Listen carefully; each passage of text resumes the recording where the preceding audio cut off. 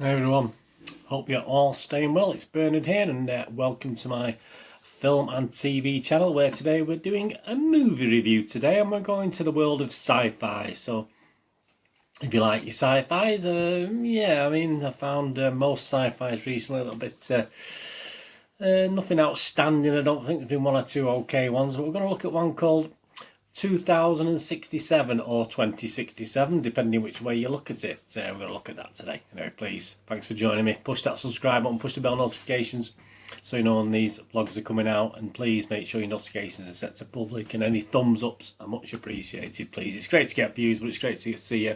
If you don't leave us a comment, at least give us a thumbs up. That'd be fantastic. I'm trying to get between 10 and 15 for all these movie vlogs at the moment, TV drama review vlogs, etc. So I'll be happy with that. Thank you very much. Right, yeah, science fiction, what's it about? Well, there's always something bad, isn't there? There's no happy science fiction, is there? It's always something a bit dubious.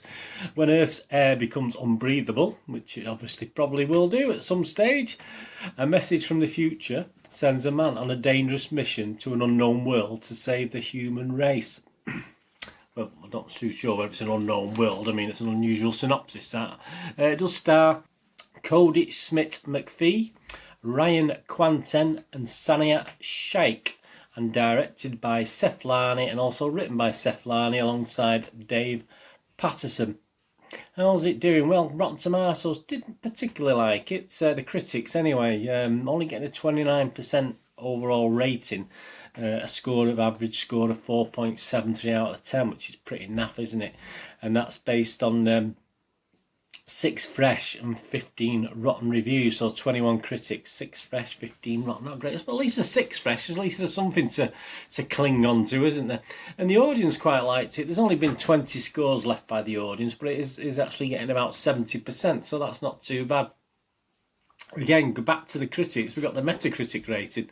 That's only 39%. That's based on 4 mixed reviews and just 2 negatives. It's only 6 reviews in total, but they score anywhere between 3.8 out of 10 and 5 out of 10. So there's nothing more than 5. I mean, the Globe and the Mail's Toronto Globe and Mail, Barry Hertz, he wrote, despite the too twisty story and drippy characters, Lally does extremely impressive work with a limited budget, creating an entire world or two as if he had the resources of a Marvel escapade, or at the very least a Terminator entry.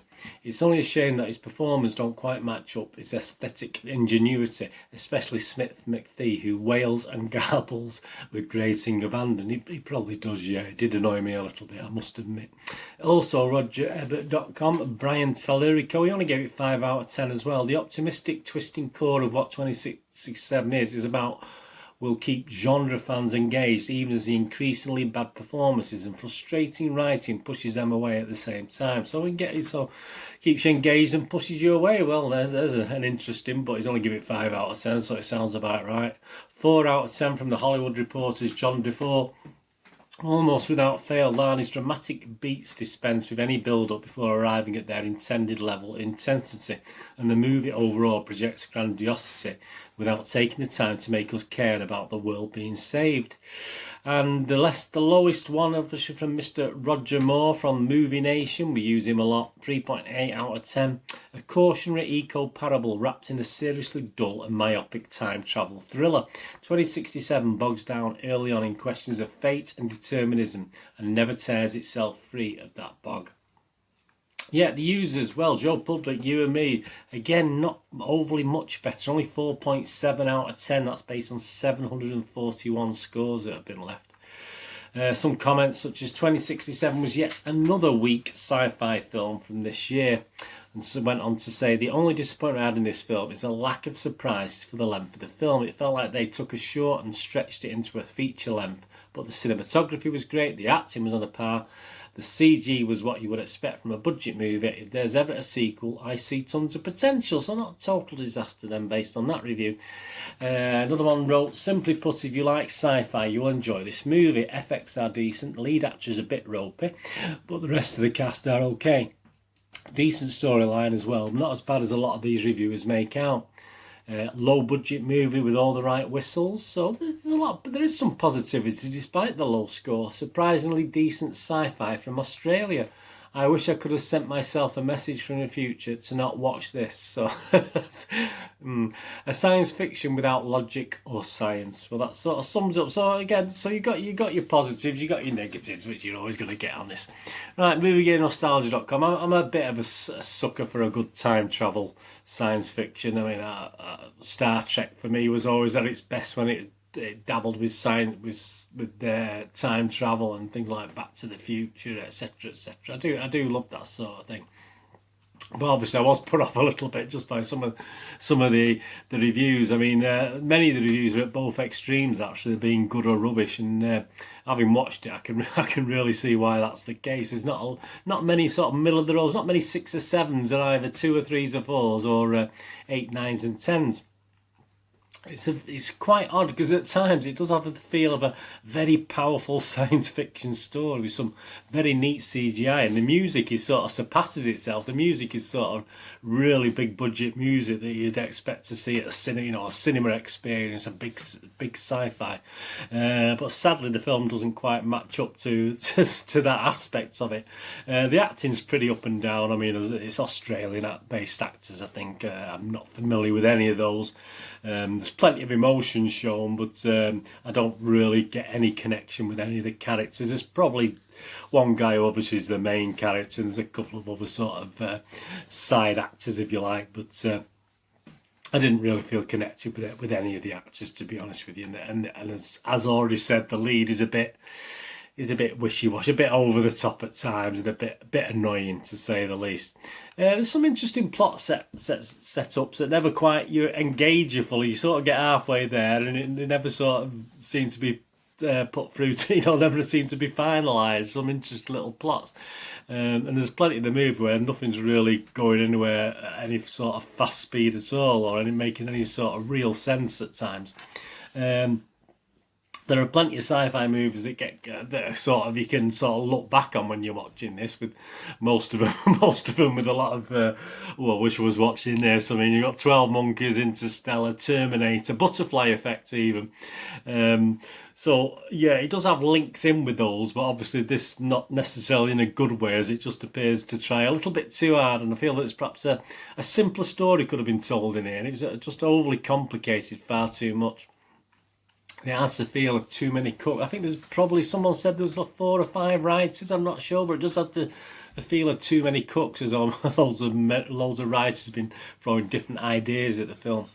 And when you should be emotionally fired up, I mean, you wonder why, because you're not quite sure why you've got to that passionate stage, and you think you may have dozed off and missed some vital information in the film, and you haven't. It's just it doesn't really, this sort of things happen. You don't really know how we got to that position and what's happening and why we're getting all these powerful speeches, because nothing's, you feel as though it's a climax, and you don't know what it's a climax to, because you've not really followed it through properly.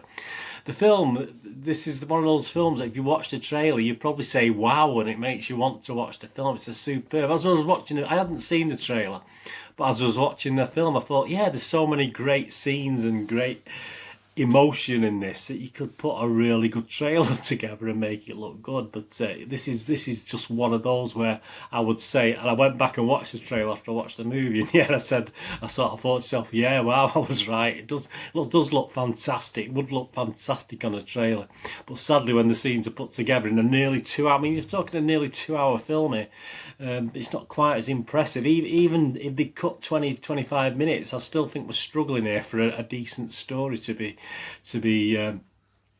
honest. I mean, there's a glorious, some people say tacky cheesy, it is in a way. There's a glorious uplifting ending that you sort of left wondering how on earth we got to it in the first place, based on what we'd seen the hour and 50 minutes before. So yeah, it's just to sum up, it is a very odd experience. It's possibly one of these cult classics for the future where we probably underappreciated it, and I may go back and watch it again at some stage. You never know if I've got nothing else to do, but yeah, because I do tend to watch some of these sort of like TENNANT, for instance. I went back and watched that a second time. You do try and perhaps catch on to things a second time around with this, but Yeah, perhaps we have got a cult classic in the near future. But I think what I'll just do now is dig out a copy of The Butterfly Effect and watch that again. To be honest with you, that's probably far more useful use of my time. To be honest with you, right? Yeah. So a bit of a mishmash. To be honest with you, a bit strange. As I say, it